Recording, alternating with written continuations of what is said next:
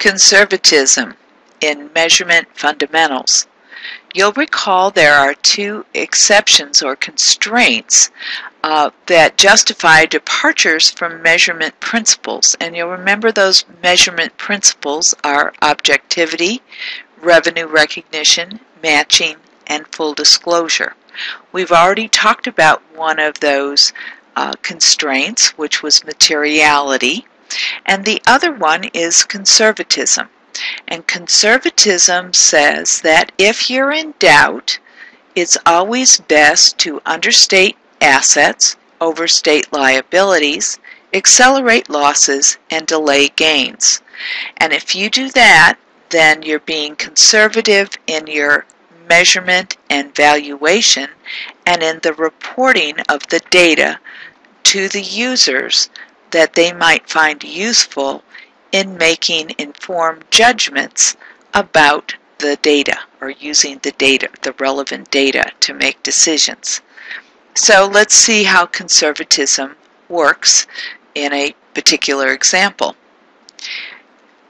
Financial analysts have noted that financial companies, and what we mean by financial companies, that's companies like banks, have immense discretion with regards to what earnings to report.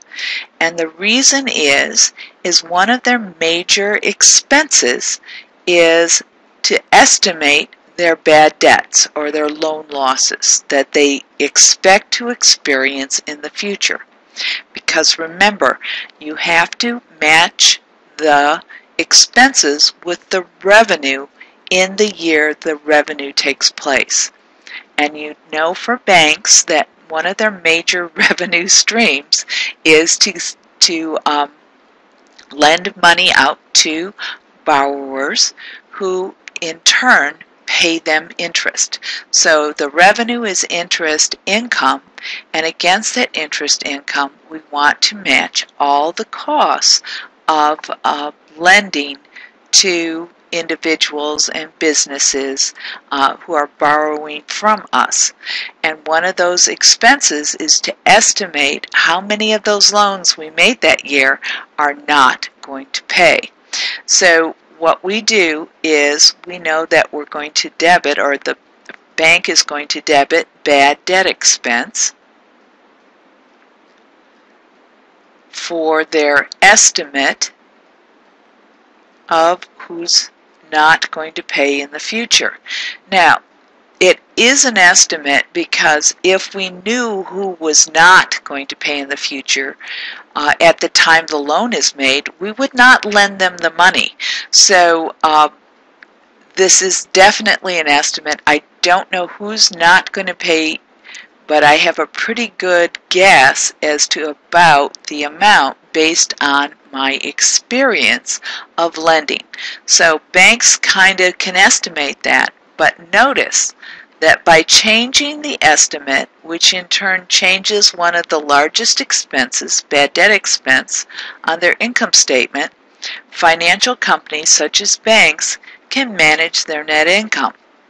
So specifically, Farmer Mac, which is an agency created by the federal government to provide funds to the agricultural lending market, many analysts believe smooths their earnings across time by just changing their estimate of their loan losses.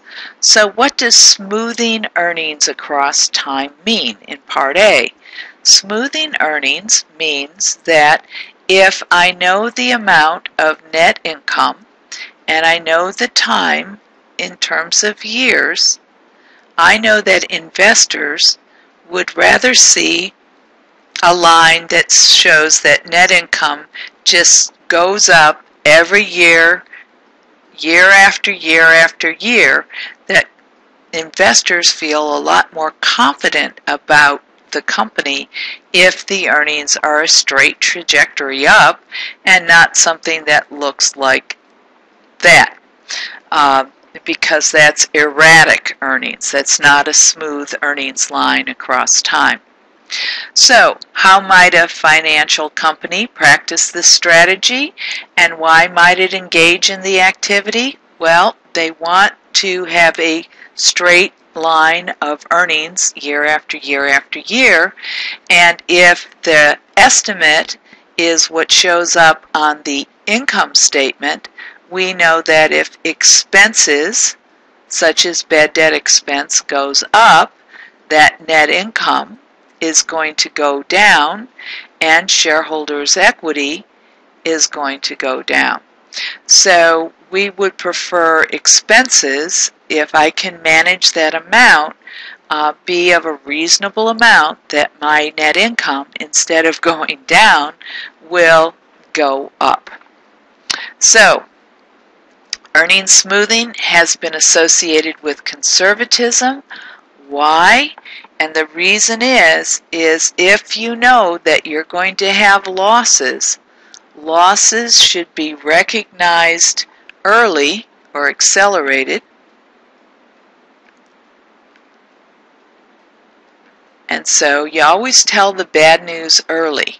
You can always recover from bad news, but you need to let the user know that maybe you didn't make the best judgment when you made those loans this year, or the economy did terrible this year, so there's a higher likelihood that the loans made this year will not be repaid.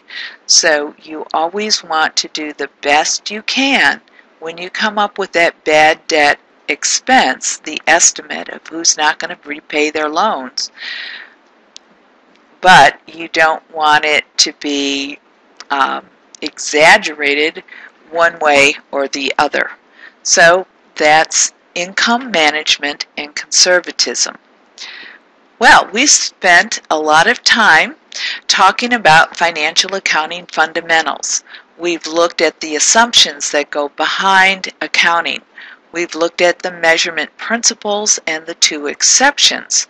We've looked at valuation and what we value different items on the financial statements at, whether it's their original cost, whether it's a face value, fair market value, or present value.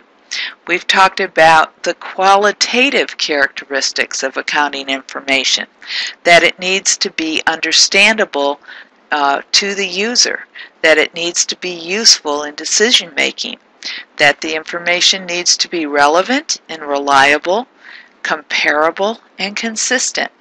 We've also talked about how the perspective of these financial accounting fundamentals differs whether I'm in the United States using U.S. GAAP, which is pretty much rules-based, or if I live and work in other parts of the world, which are based on IFRS, or International Financial Reporting Standards, which are more principles-based. So I hope this has been helpful in understanding measurement fundamentals.